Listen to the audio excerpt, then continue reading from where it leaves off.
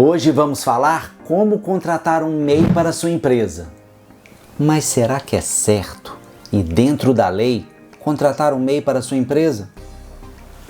Fiquem ligados até o final do vídeo que eu vou dar dicas importantes sobre esse assunto.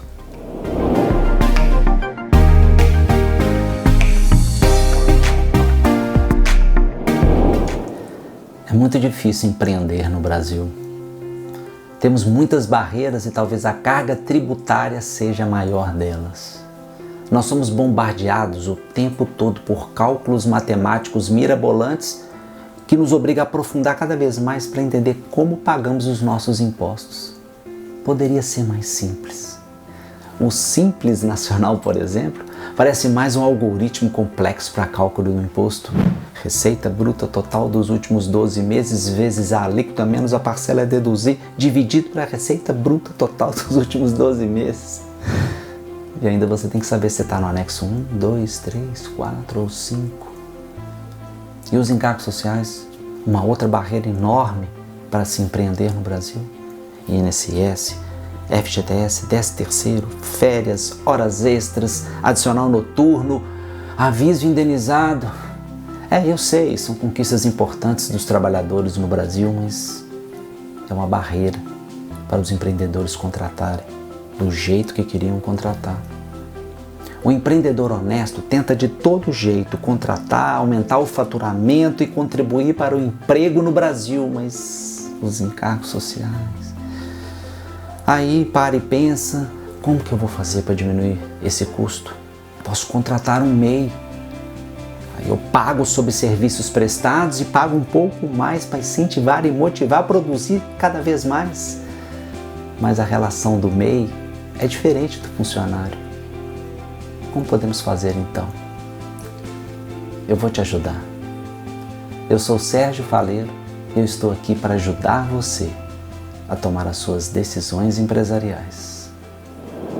Uma empresa pode contratar um MEI, colocar o contratado no seu quadro de funcionários e dar a ele funções administrativas, operacional e de vendas, ou seja, ter um funcionário MEI sem todos aqueles encargos sociais que um funcionário comum tem? Você não vai gostar da resposta que eu tenho que te dar. A resposta é não. Você não pode contratar um microempreendedor individual e colocar no seu quadro de funcionários como se fosse um funcionário comum. Não é só pedir a prestação de serviços através de uma nota fiscal e mandar para a contabilidade que está tudo ok. Não, não é bem assim. Mas vamos fazer o seguinte, eu vou te explicar como é o formato do funcionário contratado, registrado, com carteira assinada. E a gente vai fazer um paralelo entre os dois formatos para você entender a diferença. E aí sim, no final desse vídeo, eu vou te dar uma dica importante. O funcionário registrado através da CLT, ou seja, com carteira assinada, tem o seu vínculo empregatício caracterizado por 3 condicionantes: a pessoalidade, a habitualidade e a subordinação. Vamos falar um pouquinho de cada um para você entender. A pessoalidade é quando a pessoa, ela mesma, faz o trabalho sem poder ser substituída por uma outra pessoa. A habitualidade é quando o trabalho tem dias e horários pré-definidos sem poder ser feito de forma aleatória, caso o funcionário queira. E a subordinação é relacionada ao fato da pessoa ter que se submeter às ordens de uma outra pessoa, não podendo executar as tarefas por conta própria, sem submeter às regras do empregador. A contratação do MEI é diferente. Você pode ter um MEI na sua empresa contratado, mas não pode ter na sua relação profissional nenhuma dessas 3 condicionantes que eu acabei de falar aqui para você. Caso tenha algum indício de qualquer uma dessas 3 condicionantes, dessas 3 premissas básicas da relação de emprego, o MEI poderá reivindicar isso na justiça e terá o seu pedido facilmente aceito por um juiz. Mesmo que você faça um documento assinando pelas duas de ambas as partes, falando que não pode, que não é bem assim a relação entre eles, não adianta. Você, por acaso, um advogado que esteja vendo este vídeo vai entender bem sobre o princípio da primazia da realidade, onde o que importa são os fatos que ocorrem, independentemente de qualquer documento que diga expressamente o que diferente do que você está falando, né? Bom, quer dizer que eu não posso contratar nem um MEI na minha empresa e poder pagar apenas pelo serviço prestado e talvez até pagar um pouco mais para incentivar aí a produtividade dele? Eu já disse nesse vídeo, não pode. Essa impossibilidade é uma constatação. Tem vários empresários que fazem isso, mas eles correm riscos. Por exemplo, gente, não contrate um vendedor interno como MEI. Não faça isso. Qualquer reunião de cobranças, qualquer reunião de cobrança de meta, qualquer reunião de cobrança de horários, vai dar o vínculo empregatício que você não quer ter esse problema na justiça, né? Mas, se você tomar os cuidados necessários, existe uma forma para você minimizar esses riscos. Eu vou dar a dica importante agora. Ah, mas antes, dê o seu like, aperte o sininho para novos vídeos e me acompanhe nas redes sociais, Instagram e Facebook.